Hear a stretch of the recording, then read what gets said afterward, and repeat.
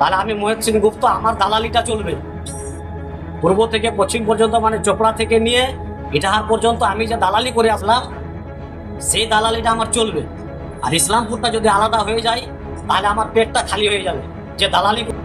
এই লোকটার ভাষার কারণে কংগ্রেস পার্টি থেকে জেনুল সাহেব চলে গেল, সমস্ত দায় এই লোকটার ভাষার কারণে বাবু চলে গেল পার্টি ছেড়ে। লোকটার ভাষার কারণে আমাদের ব্লক প্রেসিডেন্ট নূর হাসান নূর চলে গেল পার্টি ছেড়ে। এই লোকটার ভাষার কারণে আপনার ডাক্তার সাদিকুল ইসলাম গেল। আমি চ্যালেঞ্জ করছি এটা মহেশ গুপ্তকে, যে যদি আপনার দম আছে তাহলে আমার সাথে ডিবেটে বসে এটা প্রমাণ করিনি।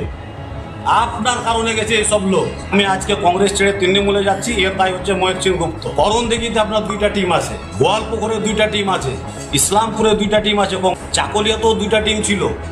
কিন্তু চাকলিয়াতে ভিক্টর ভাই বাঁচিয়ে নিয়েছেন ওটা, এই ক্যান্সারকে ঢুকতে দেওয়া হয়নি ওখানে। যদি মহেশ গুপ্তর ক্যান্সারিগিরি চলতো আপনার চাকলিয়াতে, তাহলে ওখানে ও 2টা গ্রুপ করে দিত।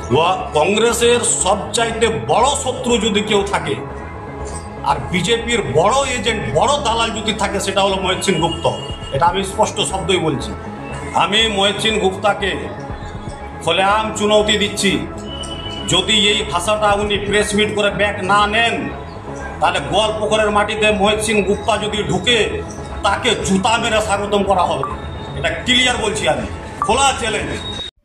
নমস্কার, আমি অমল রেজা, রাজ্য যুব কংগ্রেসের সাধারণ সম্পাদক। আমি ইতিমধ্যে দেখলাম নিউজ টুডে ইন্ডিয়ার মাধ্যম থেকে, আরও বিভিন্ন ডিজিটাল যে মিডিয়া প্ল্যাটফর্ম আছে তাদের মাধ্যম থেকে দেখলাম কি কিছু মানুষ তারা নিজেকে মানে ইসলামপুর নির্মাণ কমিটির ব্লক সভাপতি বলে দাবি করছে, এবং তারা মানে কংগ্রেসের যিনি জেলা সভাপতি মাননীয় শ্রী মহেশ সেনগুপ্তকে নিয়ে খুব একটা খারাপ মন্তব্য করছে, খারাপ কথাবার্তা বলছে। তো এইসব বিষয়ে প্রথমেই আমি তীব্র নিন্দা জানাই, কেননা আজকের দিনে দাঁড়িয়ে মহেশ সেনগুপ্তর মতো একজন মানুষ, যিনি আমরা দেখেছি বিগত মানে আমাদের যখন বাবারা কাকারা রাজনীতি করতো তখন থেকেই উনি রাজনীতির বস ছিলেন। আজকের দিনে যারা তৃণমূল, বিজেপি বা অন্যান্য দলের যারা নেতা আছে তাদেরকেও তিনি হাত ধরে রাজনীতি শিখিয়েছেন। তিনি অনেক মন্ত্রীর প্রলোভন তিনি পেয়েছেন, তিনি অনেক জেলা সভাপতি, অনেক বিভিন্ন বিধায়ক, এমপির টিকিট অনেক অফার পেয়েছেন, কিন্তু তিনি সেগুলোতে কোনোদিনও হাত বাড়াননি, কোনোদিনও যাননি। উনি সততার সাথে কংগ্রেসের মধ্যে আছেন এবং শির দ্বারা সোজা করে কংগ্রেস দল করছেন। আজকে ওনার মতো একজন মানুষকে যদি এইভাবে অপমান করা হয়, আমরা বাংলার কংগ্রেস কর্মীরা, আমরা উত্তর দিনাজপুরের কংগ্রেস কর্মীরা আমরা ছেড়ে কথা বলবো না। এটা একদম স্পষ্ট ভাষায় আমরা বলে দিচ্ছি।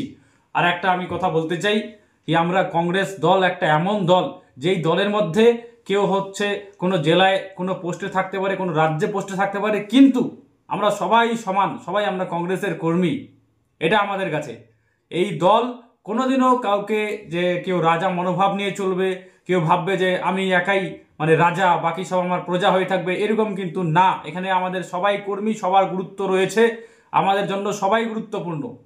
তাই এখানে আলাদা কোনো কারো লবি নেই, আলাদা কোনো গ্রুপ নেই।